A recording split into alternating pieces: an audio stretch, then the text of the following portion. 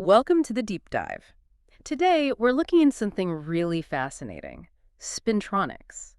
Now, usually when we think electronics, it's all about the electron's charge. Right. That's been the focus for, well, decades.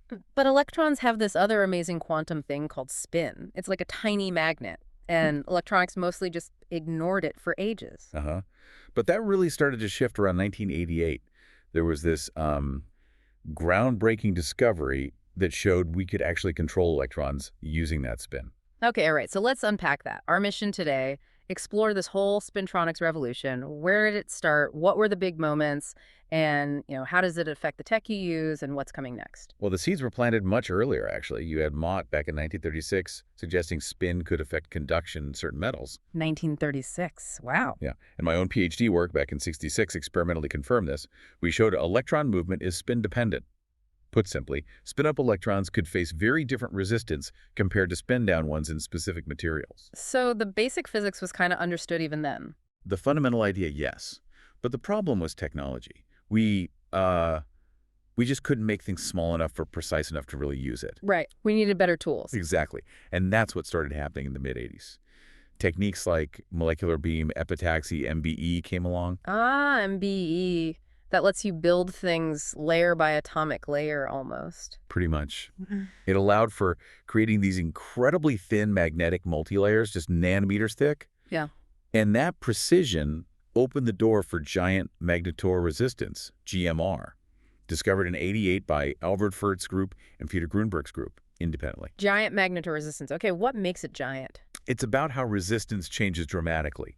So imagine these thin magnetic layers stacked up.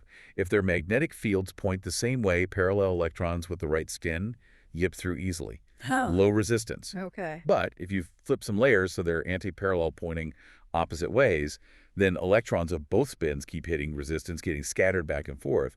The overall resistance shoots way up. So it's the difference between those two states that's giant. Exactly.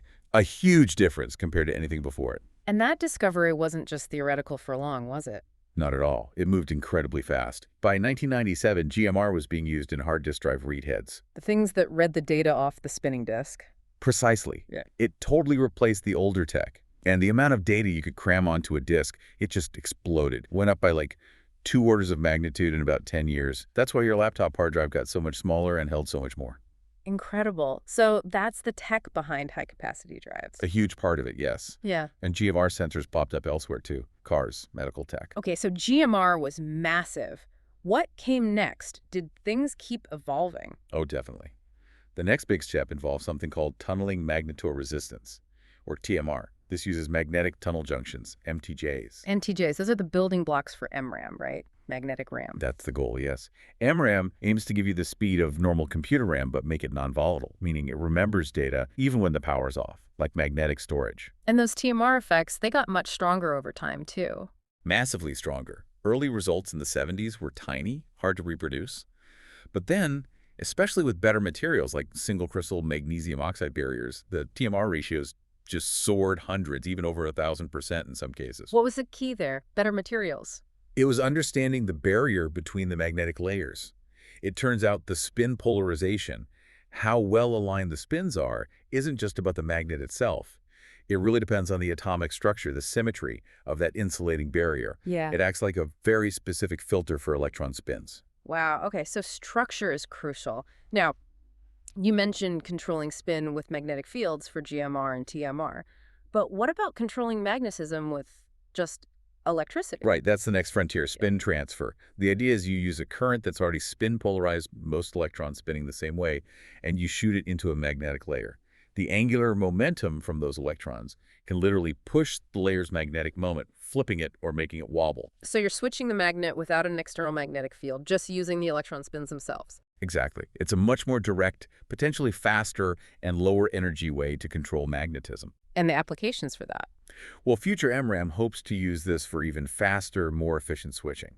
And it also enables something called spin transfer oscillators, STOs, tiny devices that can generate microwave frequencies.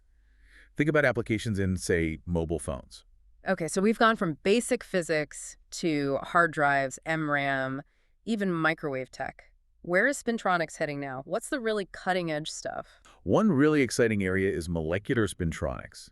using molecules, especially carbon-based ones like carbon nanotubes or graphene. Carbon. Why carbon? Because in these materials, electron spins can stay aligned for a surprisingly long spin lifetimes, and electrons move through them very easily, high mobility. This combination can lead to really large GMR or TMR-like effects. We're seeing very promising results. That sounds like it opens up a whole new playground. It really does. It merges the worlds of magnetism and molecular electronics. What an incredible journey then. From spotting this fundamental spin property decades ago to GMR changing storage, TMR enabling new memory, spin transfer offering new control. It's really reshaped things. Absolutely, and it's still a very active field. Spin transfer, exploring materials called multiferroics, combining spintronics with traditional semiconductors, and this molecular direction. There's still so much potential for new science and new applications. It definitely feels like the story isn't over. Which brings us to a final thought for you, our listeners. We've talked about spin as this quantum property, given its quantum nature and how long spin states can last in some of these tiny structures. Could spintronics be a pathway to something even more revolutionary down the line? Maybe even playing a role in quantum computing? Something to think about. Thanks for diving deep with us today.